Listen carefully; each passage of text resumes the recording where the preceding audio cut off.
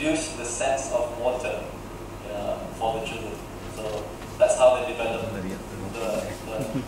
non-fear of water. Alright. Striking with an implement tennis ball with a racket. Catching, the ability to grab, so that's hand-to-eye coordination. Goalkeeper.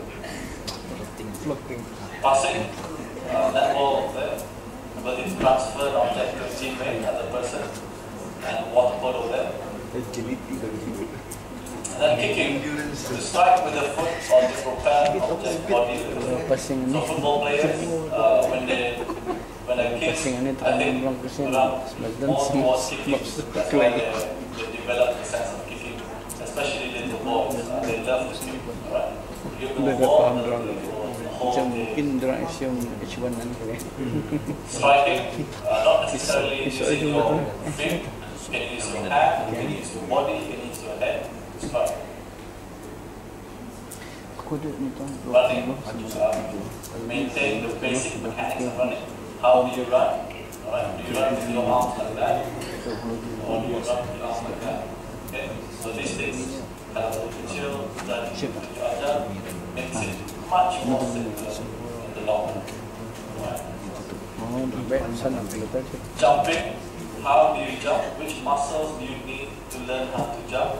So if you tell kids, if you jump with your ankles, just your ankles, it won't be that strong, but if you jump with your quads and hamstrings, and you bend, it will be much higher. So if you incorporate that to kids at an early age, they get a whole lot of advantage. Throwing, right? The mechanics of throwing, how do you throw? Do you throw with just your wrist? Or do you throw with your arms from the back to get more force? So these kind of things, different mechanics. If you throw like that, you won't get much distance. But if you throw with your whole arm, you get further distance. Alright? Those kind of things.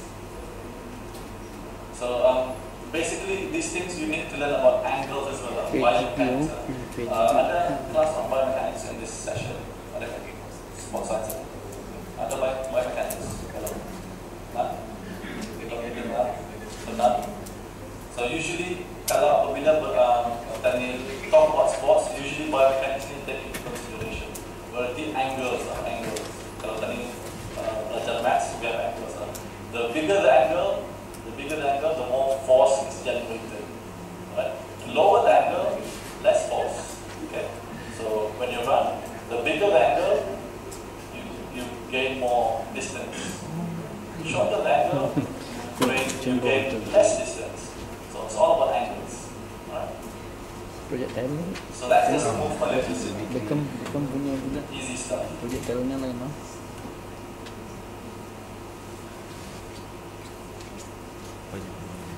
So, what do I do now? Setelah saya tahu mengenai fundamentals ini. So for your kids, student athletes, or in general as a coach, if you want to be a coach, you need to establish a practice plan. You need to incorporate a warm-up, which consists 5-10 minutes, or for your students, you need to work on the ABCs, and modify games for half an hour, and then do a cool down. So these type of steps must be established for fundamentals. So you can play chasing games, team relays, running pathways around different color codes, okay, picking up and putting down feedbacks, stuff like that. So next we go to the second stage, which is learning to train. So the objective here is to learn all fundamental sports skills. So the first one is all movement skills, pergerakan, ABCs, AGBs, RJTs. Now it's sports skills, alright? And also introduce basic flexibility exercises. Now is the time to incorporate flexibility exercises. So develop speed with specific activities during the warm-up. So ketika melakukan warm-up, what type of speed warm-ups do you do with your children during this time? Agility, quickness, change of direction. Develop knowledge. They should know what a warm-up is. They should know what a cool-down is. They should know stretching, hydration, nutrition, recovery, relaxation, and focusing. These type of words should be incorporated in them. So learning to train would be what age is that now? Maybe around 8 to 10, 8 to 11. Okay, 8 to 10, 8 to 11. So they need to know these type of words. You need to warm up, you need to cool down. If you start at an early age, even better. How many of your kids now know what a warm up and a cool down is? Hands up. Physical education teachers. Okay. How many kids do you know the word nutrition for your age? For the age of your kids. Nutrition, no? So that's good enough, alright? Knowing what the correct carbs, carbohydrates, proteins. So when you hit this spot of learning to train, competition should be structured as 70 to 30 ratio, which means training 70%, competition 30%. Di Brunei enggak?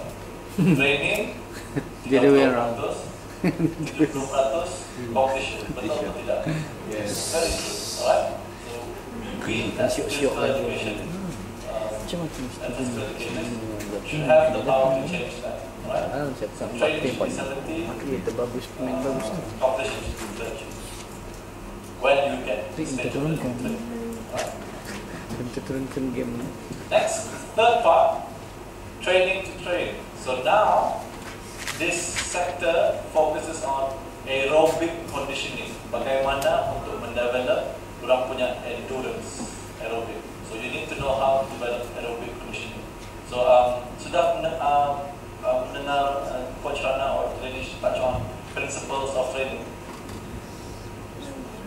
No? Belum. No?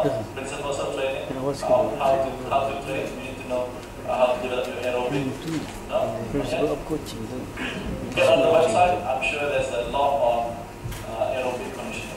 How to develop your endurance. Continuous, fast leg, interval, circuit training. Pernah dengar? So get to the website. The website will have lots of information on that. Okay, aerobic conditioning. Principles of training. So you need to develop this. This is the time to develop aerobic endurance. And learn correct weightlifting techniques. So there's a picture here which is definitely wrong because you don't bend with your back, you bend with your knees. You need your knees to grab something, not the back.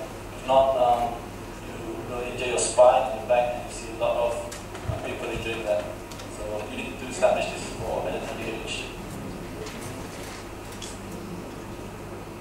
So at this stage as well, you need to develop dorang punya pengetahuan bagaimana and when kamu stretching, alright? So how to optimize nutrition and hydration. Kalau tadi before this, dorang punya window beritahu saja apa nutrition, apa stretching. Now we need to go into a bit of detail, right? How to optimize nutrition and hydration.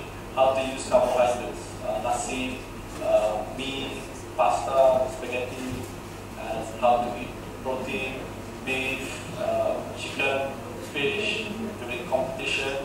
When do you eat that? Alright, carbo loading, hydration, water retention, stuff like that.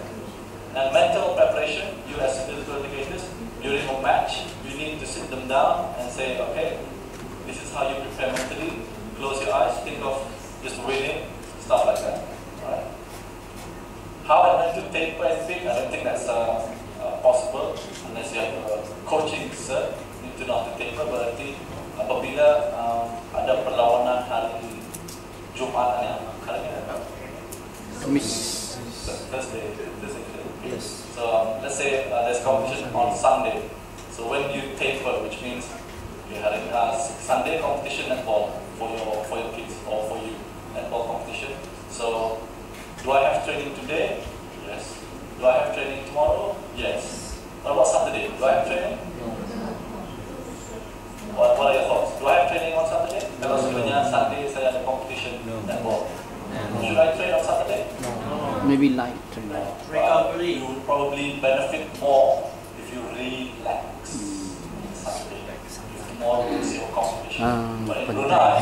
That's definitely not the case. Definitely not the case.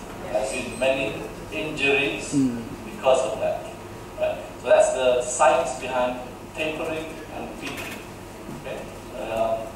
You Google the word BOMPA, B-O-M-P-A, you learn a lot on conditioning, tapering, and Bomba.